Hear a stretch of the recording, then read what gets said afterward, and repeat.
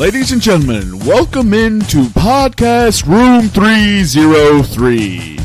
Introducing one co-host with more nuggets than Chick-fil-A, Nick Morahan. Executive producer until we find someone better, Eric Washington. Nobody really knows what he does around here, Nevada Putnam. And now, the single greatest thing to happen to hosting in history, Jermaine Antonio Colon Mendez. On with the show. Ladies and gentlemen, welcome into Podcast Room 303, episode 297, Super Bowl LIX recap.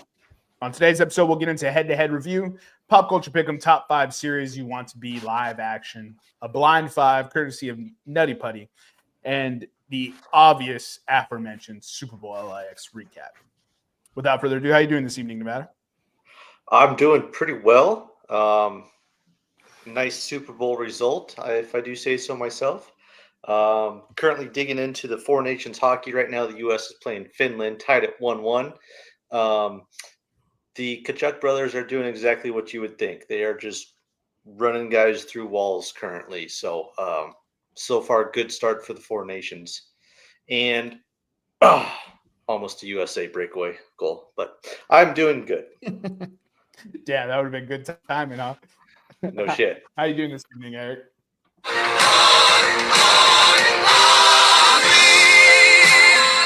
That's how I'm doing, baby. That's how I'm doing. Super Bowl 59 champions, baby. Woo! Sick. Hell yeah. Yeah, I was going to say, that's coming out of your pocket, Eric. What do you mean? It was a We quick just got clip. demonetized. Appreciate Quick clip. Super Bowl Thanks. champions, baby. And the city is burning. Stop burning. Not yet. Tomorrow. Yeah. Oh, is tomorrow the parade? Fam. Yeah, tomorrow's the It was parade, yeah. it was burning. Nah. I It don't know was what you're very talking calm and collected celebrations. Everybody was home by 10 p.m. They stole a police horse, Eric. Listen, we've progressed. Last It's time not all Eagles fans, but it's all Eagles fans. They stole a horse. We're making progress. They didn't harm the horse. They returned it. Or it was found. It's all Eagles fans, Eric. This is the point. There was a truck making a delivery. They stole everything off the truck. Well, I did see that, yeah. Yeah. Yeah. All right, dog. Like, it's that's still only 1% of a city of millions of people. The ones doing that is still a small percentage of people. Most people were home, tucking their kids in, praying to God, thanking them for the Super Bowl. That's how Philadelphia rolls, dude. We just have a couple bad seeds. How many people live in Philadelphia? I think it's like 1.551 million. I guarantee you a third of those motherfuckers was out in them streets doing nasty shit. They're expecting 1 million at the parade, so that's interesting. Yeah, that's what I'm saying, Eric. It's not 1%, dog. No, you can't judge the many on the few's actions. It's the worst fan base in football. I don't think so. Well, yeah, of course you don't. Of course you don't. Think so. Look, you can't knock me off my high right now. No, I'm just pointing out. Philly versus everybody, baby. Bring it. Pointing out. Yeah, they try. Let me ask you this. They tried firing their Super Bowl winning coach last year and this year. Let me ask you this, Eric. Do you think a higher percentage of Philadelphia fans were out there rabble-rousing and causing issues, or are illiterate? I think the higher percentage is illiterate.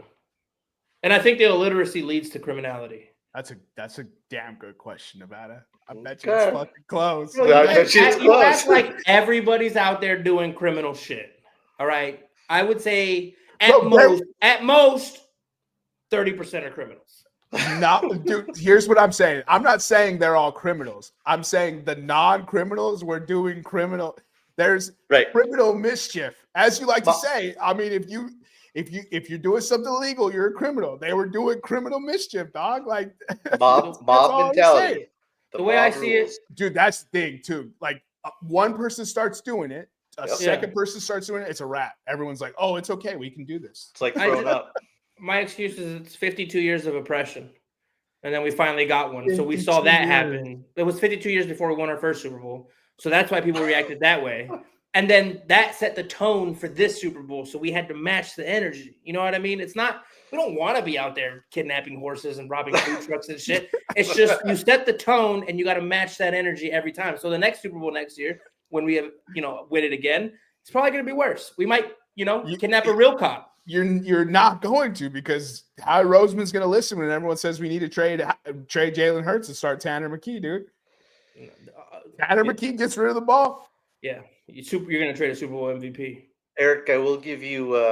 You guys are calling for that. I'm not even just making that Super Bowl MVP. You guys wanted to trade Jalen Hurts. You guys did. That was what's so great. I didn't. Crazy.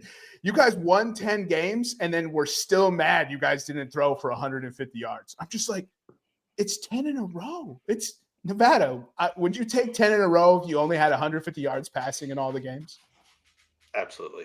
Yeah, dude, I'll take 10 in a row. I would too. They weren't. They weren't. Yeah. No, you were. You were concerned about the passing game. I was slightly concerned. I was concerned that his confidence was shook. That's what I was concerned with. I thought he held on to the ball too long because he was afraid to make those passes. And then the last two games, he just starts ripping them off. I was like, oh yeah, he's back. We saw him terrorize the league on the way to losing a Super Bowl. Yeah, I know. Through the air, because he didn't have a running back, dog. I know. Well, he was the running back that year. It's just so crazy. The discourse around that man is crazy. And what's so funny is they make fun of him for always being calm. I was like, he has to. Because if he fucking throws one incompletion, it's his fucking head. He missed AJ Brown. Sounds like just playing in New York or New Jersey. Like, it sounds like playing in any of those crazy East Coast cities, dude. New York's not nearly this bad, but Eric, I will give the city of Philly one small prop, considering that the city of Vancouver had riots when they didn't even win the Stanley Cup. So you're at least got to step up on Vancouver. See, come on, dude, bro. If they would have lost, the destruction might be. The percentage might be more than the illiterate if they would have lost. I would take that bet. I would. I would take that bet for sure, dog. Because then they had to listen to Chiefs 3-peat. Eagles were 2 of them. Nick Sirianni's head has to be gone. Like, we'd start questioning Howie Rose. Dude, it would be all freaking bad, bro. Martial law. If we had Justin Jefferson, it's because of Howie Roseman. You could just hear the narrative spinning right now, dude. I'm glad they won, dude. For the safety of Philadelphia, dude. For liberty in this country, I'm glad they won. Yeah, did anything happen with the Liberty Bell? I feel like that. No, everybody was peaceful. Not this with Liberty Bell. year, yeah. Not this year. Yeah, maybe next year. All right. Yeah. Well, no. The last time I think we're slowly toning was it down. We're slowly toning it down. Okay. Well, you don't want to destroy a 400-year-old, American. Nobody in Philly knows that. They probably It's even know only it's in Philly. 52%, dude. 48% of motherfuckers know, dude. Come on. Nah, but real time, I walk us through the emotions of the game, Eric. So during the game, I'll tell you this. After the Cooper pick, and I saw it was over. It was over because I saw they panned to the bench and I saw the defeat in the Chiefs. Now, did I celebrate in the moment? Hell no. I was on edge until the very end. It was 40-6, and I was still like, the fat lady ain't sung.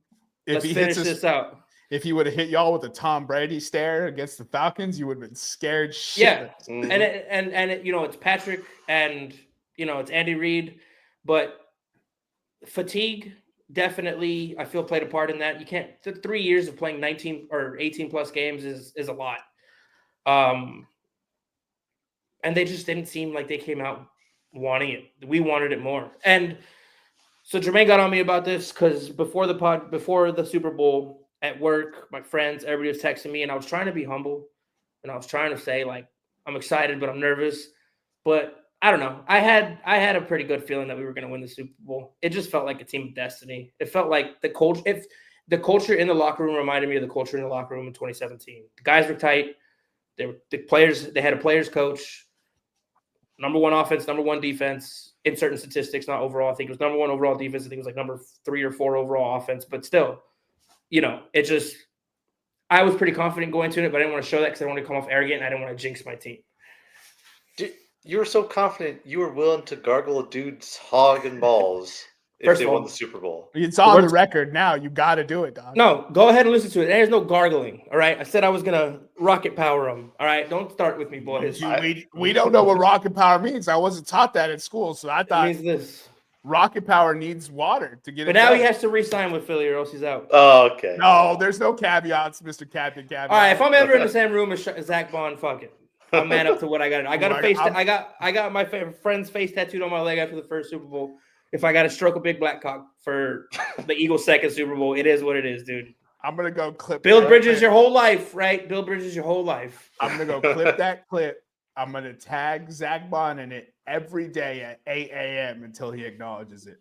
First of all, Zach Bond is a man of God and married. I highly doubt he might find it funny, but I highly doubt he's gonna take us up on the offer. You know what I'm saying? Us. Don't group us in this. Time out, dog. Time out. Look, just because you won in my city doesn't mean does not. And you stole my coach. You're part of this, dude. Doesn't mean I'm a part of nothing, dog. Doesn't mean I'm a part of nothing. No. Yeah. Good Lord. Look how nervous Eric is. I'm never going to be in the same room as Zach Bond, so we're good. And unless I was a predator and forced myself on him, it's not going to happen. I'm gonna make the same room situation happen, dog. Okay. Let's see if he even allows it. Don't you know what I mean? You act like a of course he's not going to. Exactly. So I'm gonna do the Josh Sweat celebration because I'm not even sweating this. What if he's into it though, dog? Oh, well, then I'm fucked. Because there's one thing I'm not gonna do is jinx my team for the rest of my life by not doing it. So, are you getting any Super Bowl merch? I got 2 things that were not sold out within the immediate hours after the game. I got a hat and a shirt. And then our buddy Shay, dude, he's the memorabilia king, right? That dude knows where to go. He knows how to get it. He knows how to bargain. He sent me a lot of dope shit. It's on eBay. So I'm just monitoring it. Some of the stuff is sold. Some of it hasn't. So I'm going to keep playing it. But I will get more memorabilia or merch. But, got a big wedding coming up here this weekend and some other stuff, but trust me, we gonna celebrate this one and get some stuff. Yes, sir. And there will be a tattoo coming soon. I just haven't figured out what I want to do with it yet. I mean, it's probably gonna be shitty like the rest of them. So I think I'm just gonna do 5'9", 5'7" on my fingers. Oh, sorry, 5'2", 5'9" for the Super Bowl 52 and Super Bowl 59.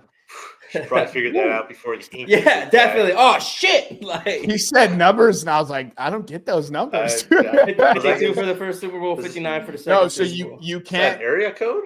So you can't do 5'2", 5'9" because that means you can't win any more Super Bowls. You're out of digits. So you gotta put on one what the Roman numerals were for the first one, and then LIX for the Roman numerals on the second one, and then you keep doing it.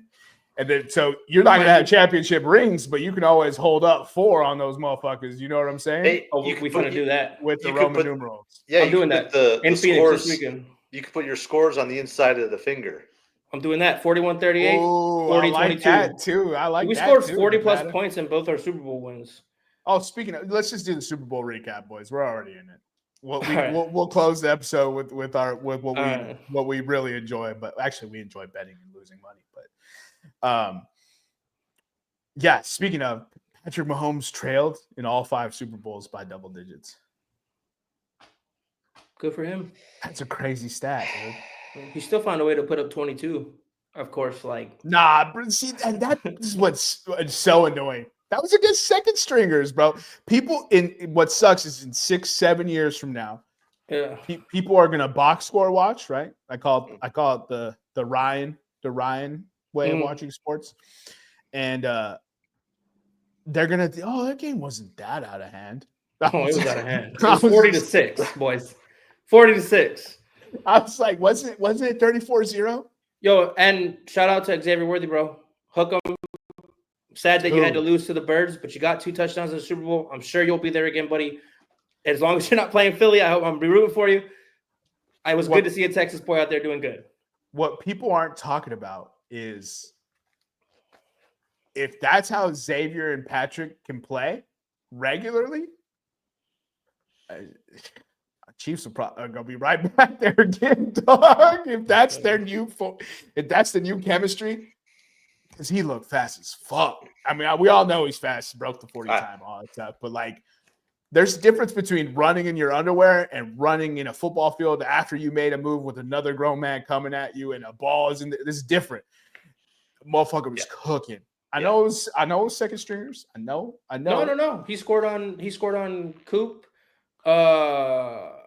I'll go back. I saved it. He scored on our starters, but he scored on them when it was 40-6. Yeah, we were playing prevent D. Yeah. And that was the theme all year. We'd get up big. Fangio would drop into that prevent D, just like Texas against Ohio State, just like Philly against the Rams. We just go into that prevent D, and it costs you. Play hard the whole game. I think he switched to the prevent D when he was like, all right, fuck it. They can't score 40 points in the amount of time that's left. What was it? 34-0? Was that the score at 30, 1 point? 34 was the highest lead we had in the game. Yes. But I know it was 24-0. Yeah.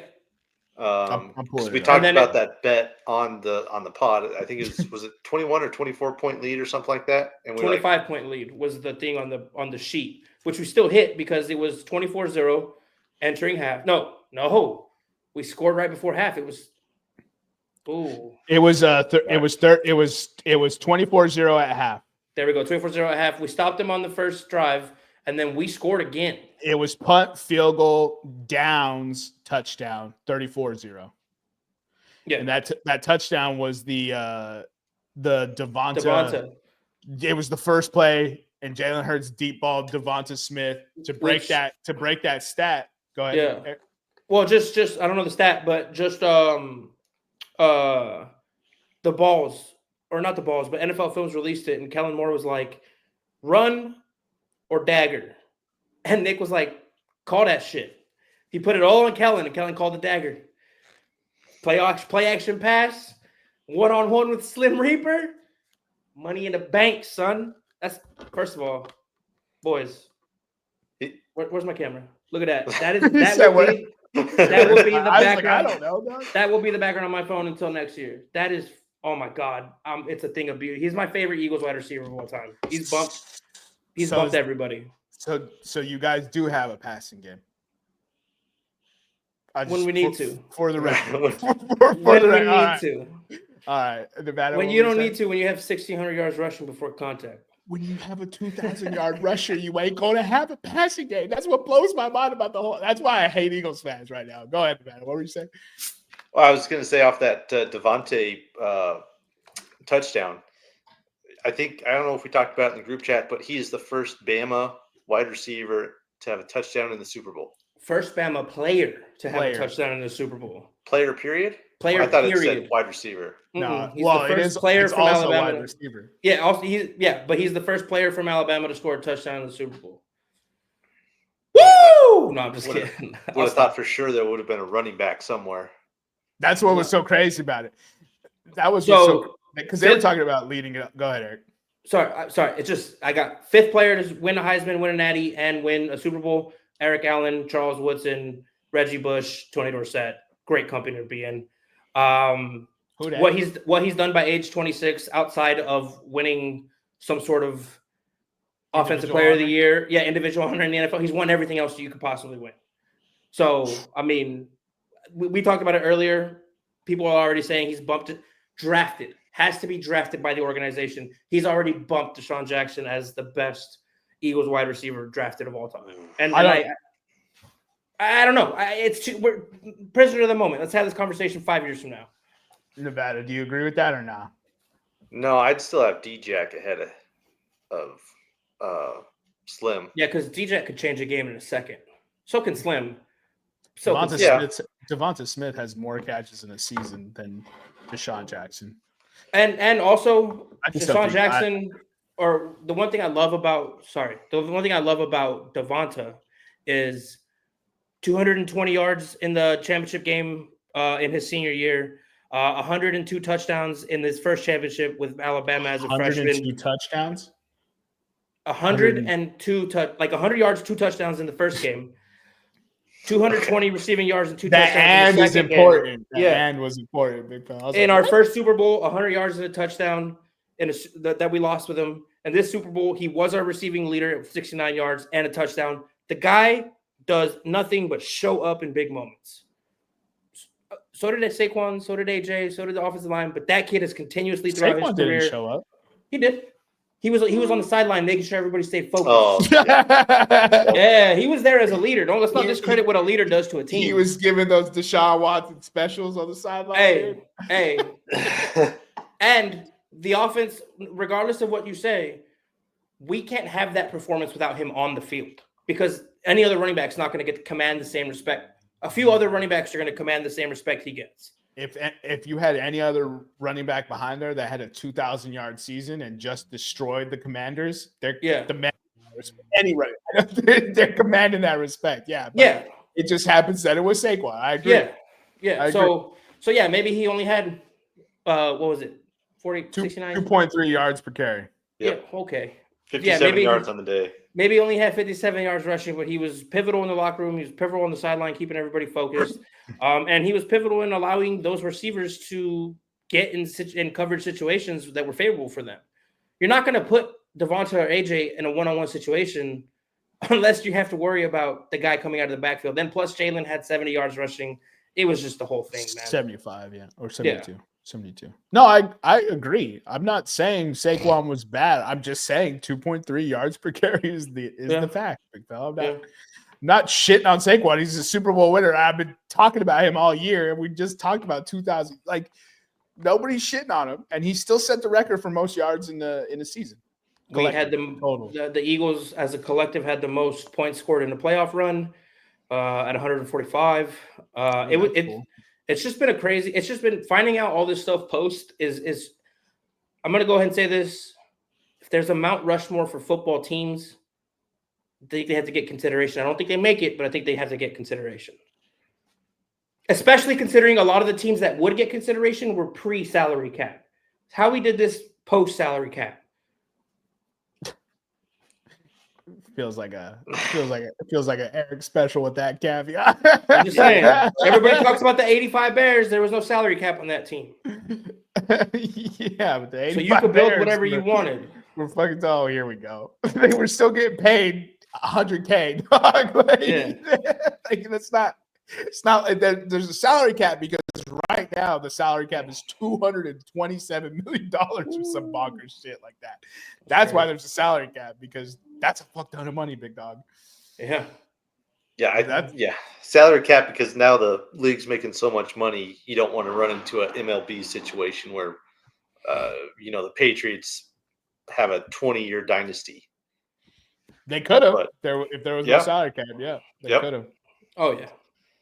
All right. So, what else we want to talk about with the Eagles? Blitzing. That's a crazy stat.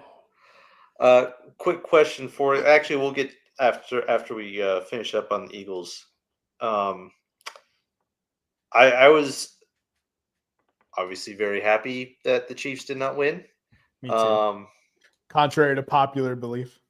Yeah, I just I'm not gonna get into it, but having the team in your division does some emotional damage. But having 34-0 before the Chiefs even get on the board, it obviously was blow up. But the biggest blowout since probably the Seahawks Broncos Super Bowl, which was 35-point blowout. How bad was the Bucks one when they whooped that Kansas City ass? Wasn't that one pretty bad? 31-9. Okay, that's not that bad. I mean, it's bad, but right. It was bad. But this one was a just a complete domination whoop ass. Not just point wise, but offense, defense, special teams. I mean, shit. Harrison Butker never even saw the field except for kickoff at. Thank you for bringing up kickers. First, I can't remember who got the ball first, but whatever his kickoff, whatever kickoff he got, and then the kickoffs for after they scored the points late in the second half. That was the only time he saw the field. Yeah. Yeah. That's one of the best kickers in the league. He was in the kitchen where he belongs. So since you're talking about kicking, as if you watch the season, this was a crazy year for kickers, like truly OG, like guys like Justin Tucker and Jake Elliott struggled. But let me go ahead and give you a little stat here. Jake Elliott now has the most field goals made in Super Bowl history at 9. He also has the highest field goal percentage in Super Bowl history at 100%. He's never missed in the Super Bowl. Followed by Harrison Bucker with 9 at 90%, Gostkowski at 7 with 77%, and Vinatieri at 7 with 70%. Good, because Jake Elliott got fucking dragged. So he went from Eagles fans are the worst. Before the NFC Championship, he went from Jake the Make to Missy Elliott back to Jake the Make. Y'all are just a mess. This is just, it just proves my point that the Eagles are the. And the offense did not help him by any means make those field goals. No. There was a false start on every field goal in that game. They were like, "Hey, Jake, we know you can make this one. We're gonna try to challenge you a little bit. You've missed all your 50-yard field goals this year, but we're gonna make you do one in the Super Bowl." You know that cool record Eric just said? We don't like that. You have it. Eric, off of your Jake Elliott stat, would you like to guess where he ranks all time in the postseason, percentage wise?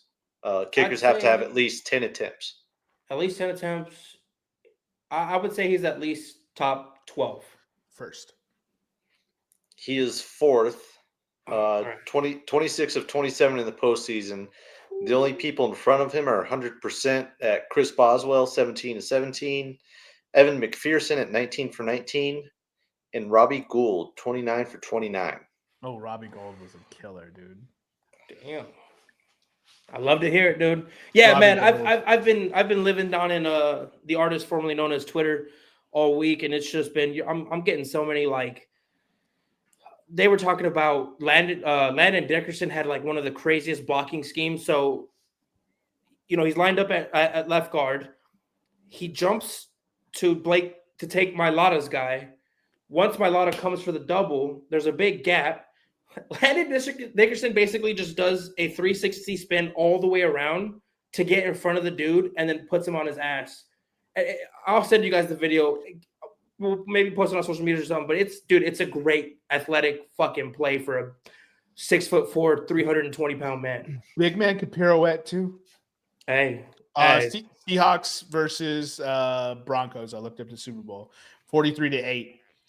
Largest margin of victory for an underdog, and tied with Super Bowl 27. You're talking about this past Super Bowl is the biggest. No. I said I looked up the Seahawks Broncos one that you were talking about. So you're still talking about that one? Okay. Yeah, the 43-8 was and they were an underdog in that one. They murdered them. So it's the largest margin of victory for an underdog, and third largest point differential overall, 35 in Super Bowl history.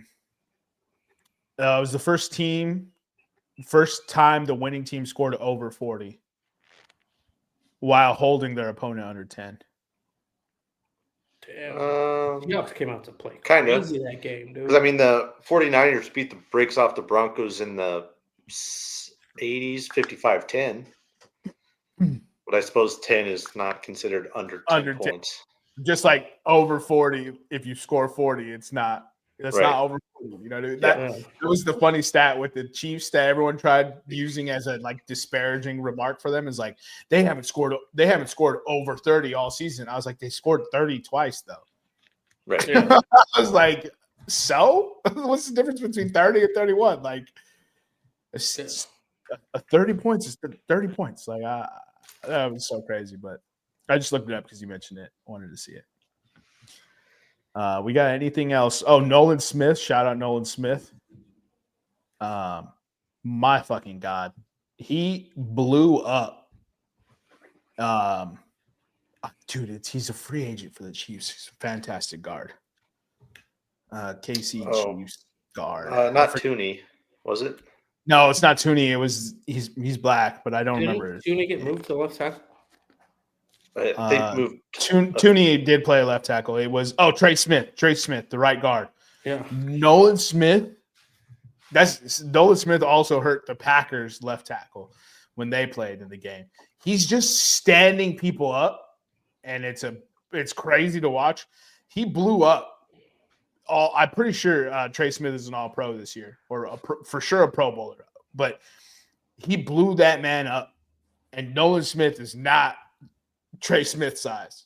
It's it's bonkers. I mean, there's been so much 6'6", 320, and Nolan Smith bodied him. Punked that dude. He punked Jalen Carter. I thought Jalen Carter killed Patty on that fumble, the Milton Williams forced fumble. Because once people saw the fumble, I think they but if you continue to watch the play, Jalen Carter comes in and drills Patty, dude. I was like, yo, they're gonna call the fumble back, but the refs outside of the first two drives, they kept those flags.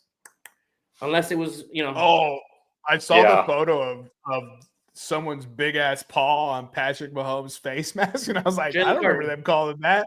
I don't remember them calling that. They missed that like a motherfucker did. Well, Joe Burrow has a bone to pick with him because they missed like 3 on Burrow this season, like crazy. So Charles Omenihu was on a podcast, and I got the clip of it. I don't even know why you would ask a guy who just lost the Super Bowl this, but they were like, when did you know it was over? And he's like, when fucking Kenny Pickett went into the game. And they were like, they looked it up, and I think only one other Super Bowl outside of injury, has a backup gone in to end the game because it was so, and I think it was the Seahawks Broncos, if I'm not mistaken. Then we just keep talking about that Broncos Super Bowl debate. I'm sorry. He's got multiple Super Bowls right there with you, brother. I get it. It was a very painful Super Bowl, but hey, 2 years later, redeemed ourselves. All right, so not worried about it. Eric's just kicking a man while he's doing No. They have what, 4 Super Bowl wins in their history? Okay, we got 3. 3? Oh, that's more than 85% of franchises, and you witnessed all of them. They have 4 losses. That's the problem. We got 5 losses. 5 losses. Damn. Hey, it doesn't matter, baby. You won, dog. You won 3 of them. Don't matter. Dude, they call the Saints Robbie Gold 100%, baby. We don't miss. I mean, we don't make it often, but we don't miss when we make it. Hey, the hit rate's good.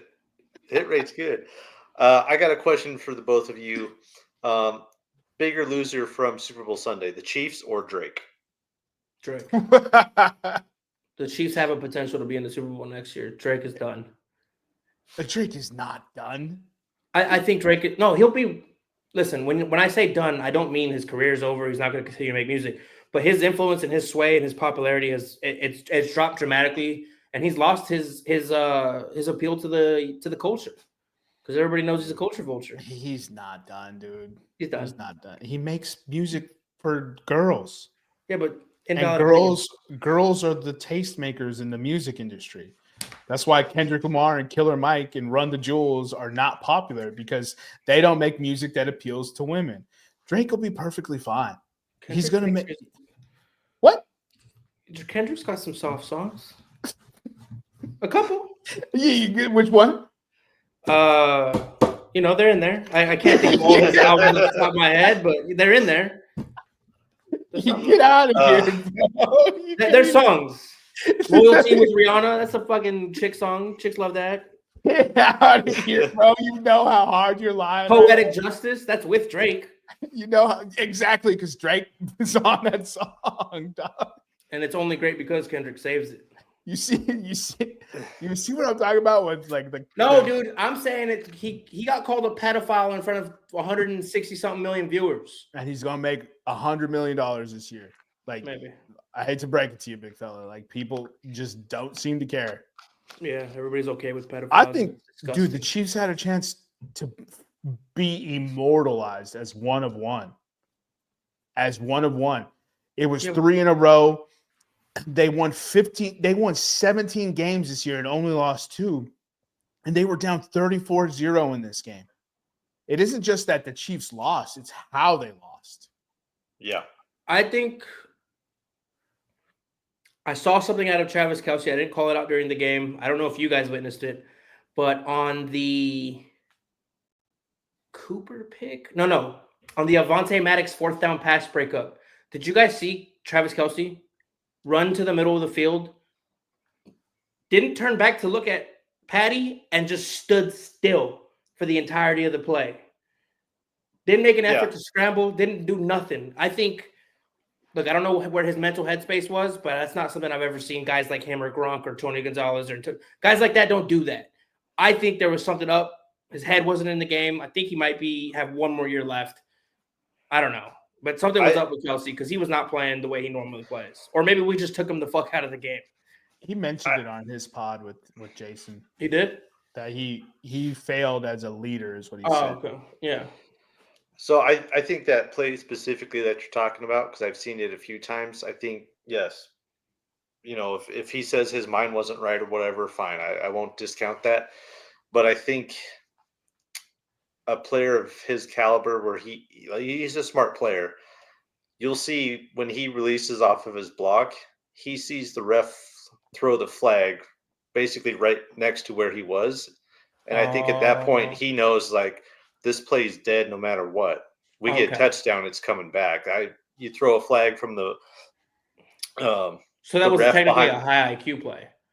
Well, no, I think that's an excuse, but it doesn't look that way. We ain't gonna excuse it. Like he still did it, but I think I wouldn't be surprised if he saw the flag and mixed with how he was playing that game. He was like, "Fuck it, there's a flag. I know it's against us. We're getting our asses kicked."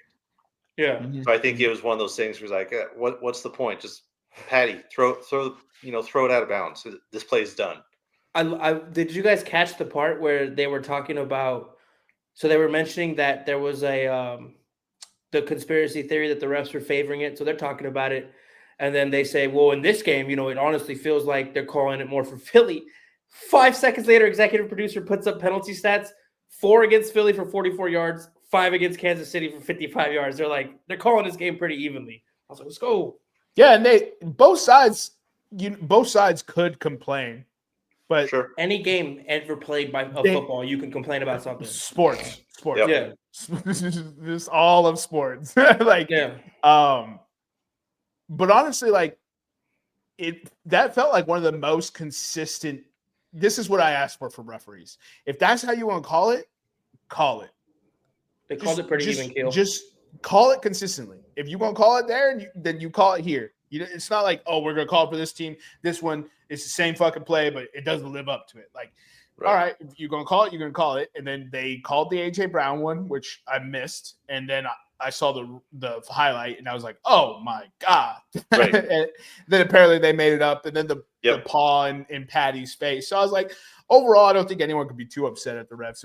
It was arguably the most consistently called game of the year. Yeah, I agree. The A.J. Brown one was, I don't think anybody saw that and thought, yeah, that's OPI.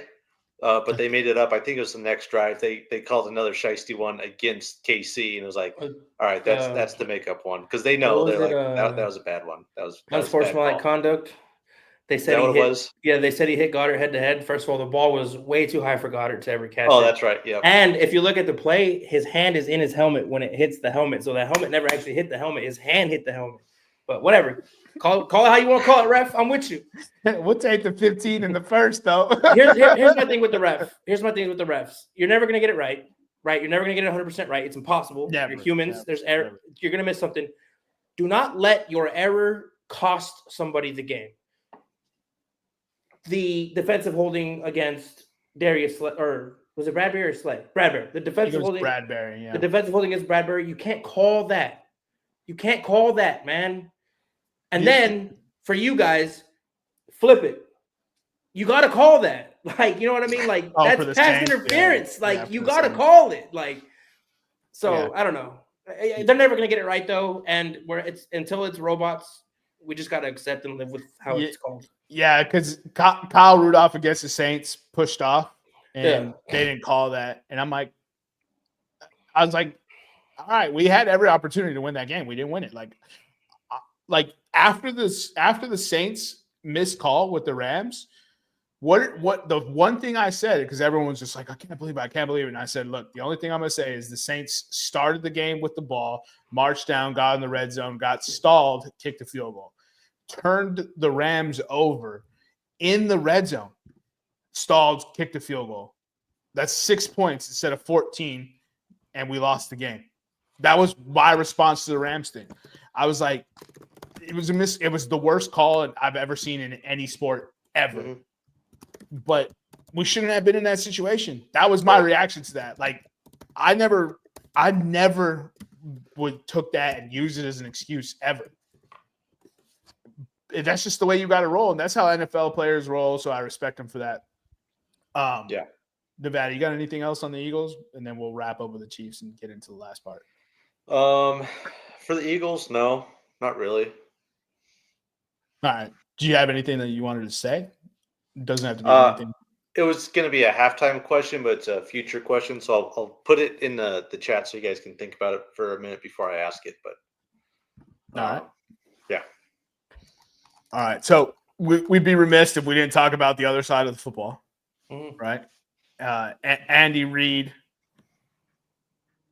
I'd say it's safe to say he's arguably the second best coach of at least this century.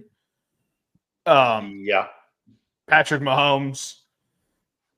Yeah, the notion that this eliminated him from the GOAT conversation is just like, dog, he's not in the GOAT conversation yet anyways, because he's still playing football. His career is not over.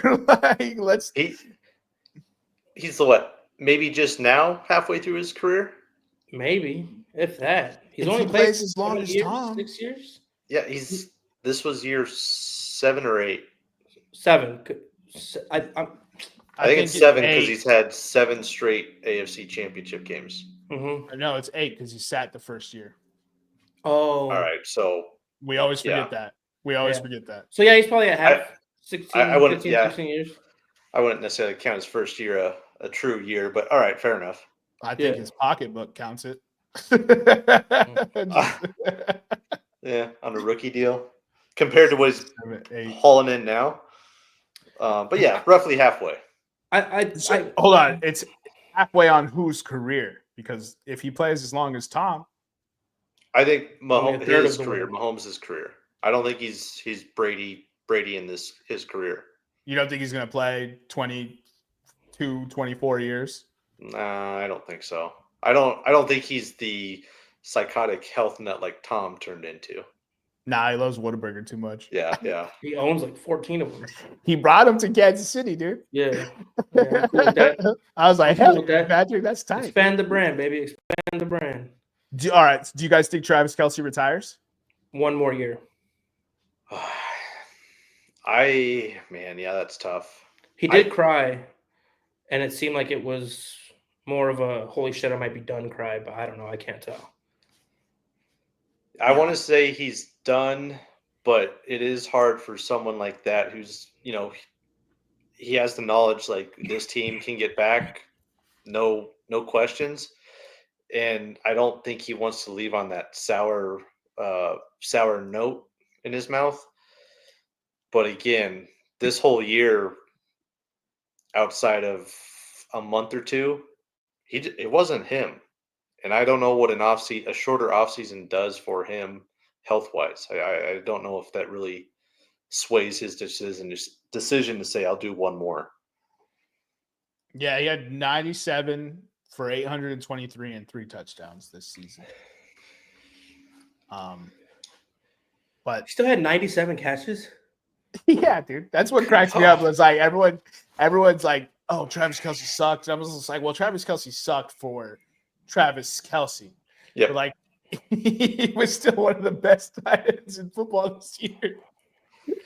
But he wasn't really Patrick's safety blanket, particularly in the red zone. As you mentioned, 3 touchdowns all year. Yeah. It doesn't matter what tight end you have. That's not a top tier tight end to have 3 touchdowns in a year. Yeah, and he blocked a lot more this year, so that's kind of what obviously if you're blocking, you're not catching. So that takes away less opportunities to catch football. Chiefs didn't have 3. Let me double check that. I heard Chiefs didn't have 3 starters on the offensive line. I know throughout for the Super year. Bowl, throughout the year they got decimated. They were shuffling them around like fucking deck of cards, man. That's why Kelsey was in blocking so much. Yeah. That's what- I meant in the Super Bowl though. That's why we got okay. that's why we got 6 sacks on 47 defensive snaps. What we called 0 blitzes, and we still got 6 sacks. Yeah, That's purely because that offensive line was just It was patchwork, dude. Yeah. So this was their starters. Mike Caliendo, definitely not a starter for them. Juwan Taylor at tackle, Trey Smith and Joe Tooney at both guards in this game, and Tooney played left tackle for them this year, and then Creed Humphrey at center. Creed Humphrey's an animal. Yeah. So's Tooney. Yep. Yeah, but he wasn't playing guard all year. Either way, they got wrecked. So, what's next for Kansas City? Is Kansas City going to be in, because Patrick Mahomes' contract's only going to get bigger. Or not contract, cap hit is only going to get bigger. Obviously, we just talked about Travis Kelce, Rashee Rice, injury and suspension. Yeah. Question mark. Yeah. They have question marks all over their offensive. Like their offensive line wasn't the best this year, even with the starters. So they got questions there. Yep. Chris Jones is another year older. So where forecast for me? How does Kansas City's next year or 3 years go? So just real quick, this is my take on it. This is not an organization that has shown an inability to adapt and overcome. I mean, they got blasted by the Bucks because of their O-line, and they managed to piece together a really great O-line after that for the next run. When you have Patrick Mahomes and you have the mind of Andy Reid, depending on how long Andy Reid stays, I don't know if they're going to win a Super Bowl next year, but they will be competitive. They will rebuild, and I think as long as they have Patty, their GM, and they're going to try to put themselves in a position to win. So it's not over. It's not over for this unless Andy Reid walks away and something crazy happens. Like I don't know, but they're going to be at least competitive and one of the most relevant teams in football. Yeah, we saw it with the Patriots. It all centered around one relationship, and that was Belichick and Brady. They could shuffle in whatever linemen they wanted, whatever wide receivers they wanted. Defense didn't matter. It was always rotating. Belichick was always pulling off the weirdest trades. Where at first he was kind of a genius because he was getting rid of guys 1 year before they fell off, and then I don't know if he got a little full of himself or didn't keep up with the times, but he just started making some weird trades. But it didn't matter because he had Brady and Belichick. Same thing in KC. You got Mahomes and Reed. I don't think it matters who they put in at wide receiver. Defense, Spags is more than likely coming back. I don't see any indication that he's leaving. So you're getting the same thing there. The playoffs for sure. Division winner? Well, now hold on. Let's give it an off season. I'm just asking. Do they win the division again? They've been basically whooping up on this division for 8 years now. Will they win it again? Yes. Next year, I don't know. But I'm talking about next year, brother. Right. So obviously they'll win it again. I ain't that crazy. I'm just. I don't know. We'll have to see what happens with free agency and all that. A lot could change there. I think for sure it's going to be a lot tighter than it was this year. Way too early prediction. Do they or do they not win the division? Nevada. No, I'll take the field. Hey, that's what I want to hear, baby. You tell me I get the San Diego Chargers and them Broncos. Yeah, I'll take the field. I'll do you one better. They finished third next year. They finished third next year? Mm-hmm. Ooh. Wow. And they don't hit double-digit wins. Ooh, boy. 9-7 or 9-8. Hey, go place those future bets, Big Mo. You gonna get sit fat if that hits, dog, because that is plus money for sure. Yeah. I honestly think they'll be fine. And I think Rashi Rice and Xavier Worthy, and they'll draft their Trevion Henderson with the 31st pick, and Trevion will just catch screen passes and house it like Kareem Hunt or Jamal Charles, and we're all gonna be fucking pissed off.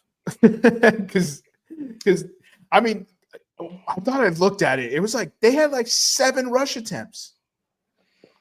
Yeah, outside of non Patrick Mahomes. Rush they attempts. had 11 total. Oh yeah, outside of Mahomes. Yeah, from their running backs. Sorry, from running backs, they had 7 rush attempts. Well, that's also playing from behind. No, 7 for a total of 26 yards. 24 yards. And that was only with 4 men at the line. Well, I mean, when you turn around to hand out the football, the linebackers are still there, Eric. A lot of those tackles were happening behind the yard of scrimmage, dude. Nah, I'm just kidding. I don't know about that. But Chiefs will be fine, just like the Patriots made their dynasty last 25-plus years or whatever it was. Like, Chiefs will be fine. But we'll definitely be rooting for the Broncos to win that division next year. Some new blood, you know what I mean? I just saw this. I think it's kind of a wild stat, and it goes back to the dominance in this game for Philly. Matt Ariza punted for a total of 311 yards. The Chiefs' total offense had total yards of 275. That is not a Super Bowl winning team.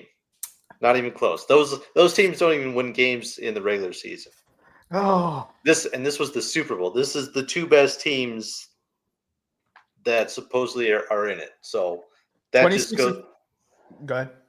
I was just gonna say that just goes to show the complete dominance that the Eagles had. Pretty close from coin flip. First drive kind of sputtered with penalties and stuff, but outside of that, that was a train that wasn't stopping. The refs were just easing into the game at the beginning. 26 of 59 Super Bowls have been won by double digits or more. So, damn. Since we're talking about yards, here we go. Does your milkshake bring all the boys to it? Kendrick Lamar had more yards running around on the field for his performance than the Chiefs had on the ground in a Super Bowl. And the stat showed if you took away the 2 garbage time Xavier Worthy touchdowns, he would have had more yards than the Chiefs did entirely in the game. But they had to throw up those 157 yards to Xavier Worthy. So, bullshit. All right. Yeah. I saw that tweet too. It was, what was it? It was like Serena Williams has more rush yards at halftime than the Chiefs running backs. It was like 4 yards. Oh my God. Dude. I saw one that Serena Williams really crit walked for the culture and then went back to this guy, and it's the fucking a co-founder of Reddit. Yeah. My man's look, I'm not saying like you can't be white, but I was like, damn, bro, when's the last time you took off your shirt? Because the photo they posted, I was like, it's okay to get in the sun to tan a little, dog. It was a crazy white. It was like a sheet of paper white. I was like, damn, bro, sun won't hurt nobody, bro. Yeah. Nevada, you had a question for us? Yes. So obviously this Super Bowl halftime show was, I guess, mixed reviews depending on which audience, target audience, or not target audience, but demographic of the audience that you poll. But regardless, there will be a halftime show next year. Who do you guys think would be the halftime performance, or who would you like to see as the halftime performance for Super Bowl 60? Mm-hmm. I was going to say 51. 60. We just go back. Yeah. We never cross the 60. We just start counting down. Next year's is 58 again. The people are like, wait, does that mean like the league's shuttering in like 50 years? Like, I don't know. We'll see what happens. I'll look up some past performers real quick before I know who my answer is. My answer will be this man until they give it to him, and it's Elton John. Elton John. I don't know if he can do it with his health. He's had some health issues. Yeah, he's like 80 something 8? now. No, he's just 80 something now, dog. That's why you shouldn't be running for the for fucking president. Let me I don't know. I'm not gonna try to tip your guys' hands, but just something to consider. Do you know who produces the halftime show? Apple Rock Music. Nation or Apple Music? It's Jay-Z's Rock Nation. Yeah. It's Apple Music. Presented by Apple Music, but Rock Nation is the one who organizes it. Oh, Right. he said presents. That feels like a trick question. No, yeah. It's like a Microsoft exam question, Nevada. Goddamn. Rock Nation is essentially the executive producer. So, and they took over in 2019. Okay. And since then, you've probably been pretty obvious. There's been a theme as far as the style of the blacker the berry, the sweeter the juice. Something along those lines. You can say it. Jay-Z's made no qualms about saying it out loud. He's trying to black excellence. The NFL did it, dog. Yeah, the NFL specifically said we want to bring in the diverse. I can't remember what the article just said. I just closed it, but it was like the diversity and the trying to erase the racial inequality or whatever their plan was at the time. So, regardless, I digress. I know. Do you guys have a answer for who it will be or who you would like it to be? Elton John would have been fire 10 years ago for sure. I would have loved an Elton John halftime show. Yeah. If he wasn't just because he had to stop touring because he's just not healthy anymore. But I'm gonna go with Bad Bunny. That could actually feasibly happen. I'm gonna change my answer to. Why don't we give it to Chris Brown or something? Somebody that's dancing, getting people you know what I mean, getting them involved in shit. You know what I mean? Yeah, we'll have Ray Rice. We'll have Ray Rice. Yeah. Come on, man. Bill Bridges your whole life. You know what I'm saying? He beat up one chick and we're acting like he's an abuser. It wasn't I'm kidding. It wasn't just one. It was just one real famous one. Yeah. We do not condone any type of domestic violence unless it's against Cowboy fans and beat their ass. Other than that, no domestic violence, guys. So I'm gonna give you my my option. Wu-Tang Clan. Too many of them are dead. Oh, bro, that'd be so sick though. They just released a brand new album just last week. Dead. I get that, but the nostalgia, living members could do it. Yeah, the nostalgia. They have so many members either in the band or adjacent to the band that they, could you imagine that stage production where they can just go from this part of the stage to that part of the stage? So everybody, well, not everybody, but it's a very popular band where people are like, yeah, that's that hits some feels. You keep saying they're all dead. Just real quick, ODB is the only one that's really dead, I think. But he's the most important one. He's the most important one. Anyway, Nevada. Let me ask you this. He is because it's ODB.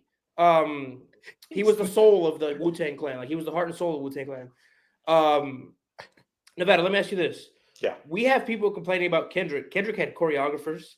Kendrick had his own little dance. He had Sam Jackson. He had all kinds of shit. He told a story, right? And people were saying it was boring. What do you think people are going to say when you have 55-year-old fucking Method Man out there telling people to, you know what I mean? I don't know if it works, man. People are just going to be fucking pissed about it. I know what they're going to say. Go ahead, man. I think the reason Wu-Tang would work is because it's it kind of spans generations, right? You get the older heads who grew up getting into the hip hop and rap, and they were a big part of it. So you don't have that generational gap of Kendrick versus, the middle-aged 50, 60-year-olds. Those people grew up with it. Our generation, you more likely listen to them, you know them, you respect them, all that stuff. So it's a lot more palatable across all generations. You're not going to find anybody where everybody's like, yes, that person. I actually want to change my answer from Chris Breezy. I'm going to go with, since the man sets it up himself, why don't we just do Linkin Park with the new chick and Jay-Z? That'll get the people going. That'd be pretty sick, to be honest. That'll get the people going, bro. And then just have Chester on the board. You know what I mean? Because you can't not have Chester. Where's it at next year? Does anyone know off the dome? Vegas, isn't it? Vegas has got to be coming up. I know Vegas is coming, but I know the answer though. After that halftime performance, everyone's gonna say Wu-Tang Clan ain't nothing to fuck with. Oh, dude, it's in Santa Ana or Santa Clara. Oh, in SoFi? Levi Stadium. Oh, Levi. Mm-hmm. Again? Yeah. There's only like 8 arenas that really meet NFL criteria. Because like the location has to have an average temp of 50 degrees on that day.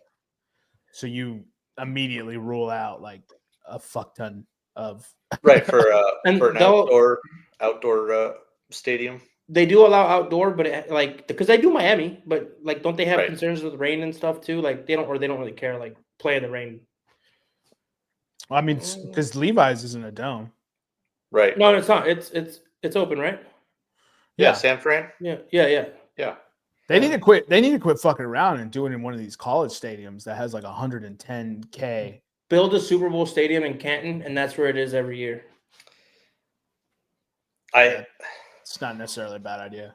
I know that owners will never go for it because they lose the revenue, but I think it would be cool to have a new. What do you mean they don't?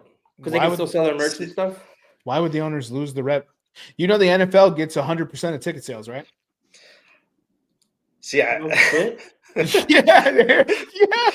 scam, dude! Why would you even want to own an NFL team then, dude? Go own an NBA team or something. I still think if the NFL could have their way, I think they would love to go a Walt Disney route, get an island, and build basically a Super Bowl island where everything, hotels, restaurants, all of it, it's all NFL, it's all gravy. And then that stuff, whether it's the hotels or restaurants, and they don't have to pay taxes on any of it. Right. They can share that with the owners, and then if it's the 2 teams in there, maybe they get a different percentage or something like that. But to have like their own island, I mean, are you kidding? That thing would. Do they move the hall? No. So they leave it in Canton. Yeah. I mean, if you're gonna spend all that money on an island to make Football Island, you might as well put fucking the hall there. No, I guess people won't really visit unless it's because no one's going there unless it's there you go, Eric. You got there. Yeah. But who goes to the hall anyway? You wouldn't have to worry about weather. I heard Epstein's is free. It would always be neutral. Yep. Right. Not like Tom Brady and the bitch ass Bucks. Cheaters. Yeah, and then somebody else did it the following year, didn't they? It's only been the Bucks? Yeah. Okay. But yeah, I don't know. Obviously there's a lot brighter people economic wise that deal with the NFL, but that just seems like that would be a perfect storm for them where they can just capitalize on the monopoly of everything. But yeah, Jermaine makes a good point. They wouldn't really have to worry about taxes depending on where they're at, especially if they essentially claim themselves as their own nation. So here's what a lot of people don't know about Super Bowl bids. So obviously the teams bid for the Super Bowl, right? So as part of that, all year long, the NFL is supposed to get 20 billboards that they don't have to pay for to advertise for the Super Bowl in various locations around the city. They're required to have luxury suites for everyone that the NFL is bringing at no cost. They're required to have a minimum of 35,000 hotel rooms within an hour of the stadium. Anyone that the NFL is bringing with them gets a hotel room at no cost. The NFL gets 100% of ticket sales. the ticket, and then that ticket sales. So basically, that's how NFL gives out tickets to all their people to come as well. They require police escorts for all owners and executives to and from the arena. Dude, it's like a laundry list of stuff. And NFL basically, they're like, we're not paying taxes on anything because of the money we're about to generate for your city. Right. So they don't pay taxes on none of it. They don't pay for any of the hotel rooms. They don't pay for billboards. They don't pay for police escorts. They're not paying for any of that stuff. And then they also control the tickets. So they hand out the tickets to who it is. And some of those people that they hand out the tickets to, they also get free rooms and shit too. NFL has a racket on this Super Bowl, bro. Just saying, having a Super Bowl island, you could control a lot of stuff. Yeah, I think it's a fantastic idea. I think the way I would do it is like, so that way you don't even have to have an airport, right? Is you have the island is man-made, right? And it's basically like a fucking boat, and you can port it. And so when people fly in somewhere, they fly into that port and then they just drive onto it. And then when they're ready to so you have to get there, you have to be able to take a week off for that bitch, basically. And then that fucking bitch moves out to sea. They're in international waters. You can start killing people. You can start doing the no ditties, bro. I mean, Eagles fans would love it. Don't put that on us. Killing people? Oh, that's fine. Don't put the no Diddy shit at us, though. No, don't bring Diddy at us. Diddy. I said no Diddy. Yeah, Eric. We like that. No Diddy. Yeah. Shooting people, it is what it is. It happens all the time. Yeah, dog. NFC Championship, a bullet was in the air. Like, come on now. Listen, dude. Sometimes you just got to shoot a gun off, dude. You know what I mean? I'm just letting you know that. When was your last desk pop? Yeah. I just let you know that you guys have officially entered the worst fan base in the NFL. But hey, you're number one though, so that should feel good. Hey, you know what? Here's the thing: we welcome it. We make fun of Cowboys fans, but Cowboys' biggest flaw is they just think they're winning it all every year. Well, that and they've managed to turn this week into something about them. Dak's out here saying, we can beat the Eagles. Like it's like, dude, I have the stats. You want me to pull up the stats? Because I'll pull up the stats. I'm not gonna do it right now, but I have the stats, Dak. If you want to talk about it, shut your bitch ass up. He asked me what are the stats. He said he could pull them up, but I can pull them up. You want them up? I'm not doing it. No, I got them. No, we're running long. Let's wrap it up. Head to head. Let's wrap it up. So the Eagles have 11. No, I'm just kidding. All right. So last week, Super Bowl week, the majority of the bets came in on Super Bowl. Looking a little bit like the traditional podcast. Rough week for us. Jermaine went 0-3. Kansas City money line, baby. Kansas City money line. Just trying to hurt my soul a little bit. He had the exact score being Philly 24, Kansas City 27. That was busted within the first 10 minutes. No, I'm just kidding. And then he had a crazy parlay, which was very close to hitting. It was only Kareem Hunt that fucked you, bro. Oh, I know. Only Kareem Hunt. Yeah.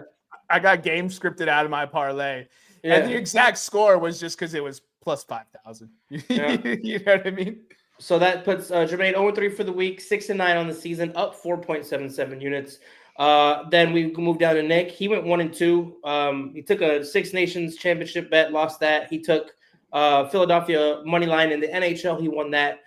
And he took a Jahan Dotson anytime touchdown in the Super Bowl.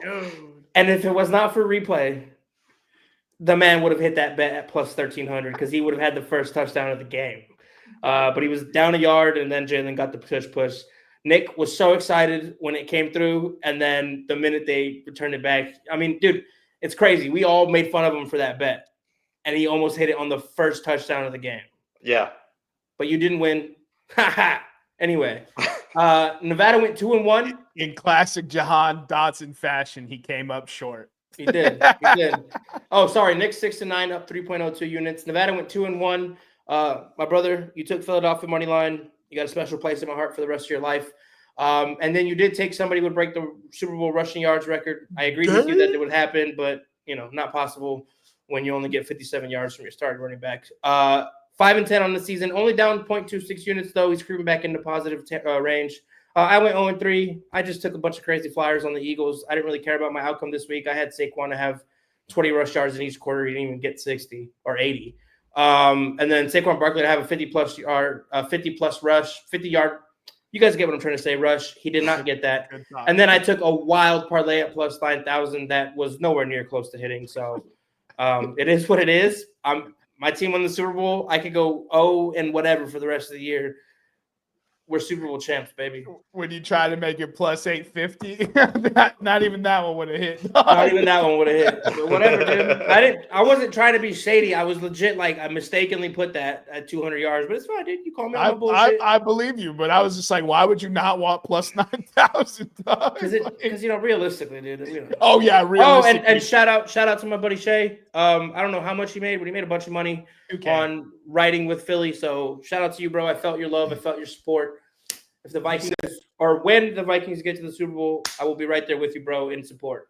He said to bet Cooper DeJean pick 6 off Patty. I have a video of that if nobody believes it. And he had Philly money line and he was giving me shit. So I picked Kansas City money line because Eric was feeling froggy on a Tuesday. And so I was like, fine, fuck you. This is your fault. And then I also picked it because the week before Nevada was so confident about the Bills and he refused to bet me. And so I took Kansas City money line versus the Bills. I was like, fuck it. I'm running it back, dude. I'm going to be that guy, dude. Don't get me wrong. Like, I wanted Philly to win, but if Kansas City had 3 and D-Hop got a ship, I was all for it, bro. I ain't even going to lie. I ain't going to front. Sports is better with dynasties. Y'all got anything else for the 10s and 10s? Enjoy, settle in and enjoy the Daytona 500, the Super Bowl of NASCAR. Yeah, left turn. That's this left Sunday. turn after left turn. Hey, 200 miles an hour. Let's see who gets there first. Did you submit who you think's going to win already? No, not yet. They're still qualifying right now. Okay. But yeah, I was fully expecting a Daytona 500 bet from them. Oh, it's coming. It's coming. Yeah, Don't you worry. It's coming. Yeah. Look, dude, I'm not even really that into NASCAR, but I fucking love the Daytona 500, dude. Listen, I tell everybody this. A lot of these sports, go to it live. It'll change your perspective of it. Yep. NASCAR live is something else, dude. It's loud, it's violent, it's shaky, and it's awesome, dude. And if you get drunk enough, you'll probably fight some white dude in a wife beater, and it'll be a good time after because we'll probably have some food, barbecue, and stuff. I don't know. I just had a great time when I went to the Phoenix. What's the one in Phoenix called? Phoenix Raceway. Yeah, Phoenix Speedway. What's the race called though? It gets sponsored by. Oh, so it changes. Okay, cool. Yeah. So I went to that and it was dope. Yeah, Phoenix Speedway. Yeah. Or 2025 Phoenix Raceway. I don't know. It says Phoenix Raceway. Yeah. Close enough. Yeah, same shit, dude. They go fast in a circle. Yep. Follow us on Instagram, Twitter, and YouTube at Podcast Room303. Follow our sister pod, Revenge of the Pod, on all things social and wherever you get your podcasts. For myself, Jermaine Colo Mendez. For my co-host. And as always, we have with us the EPE and Nutty Putty. We'll see you next time when you come on down and step into the room.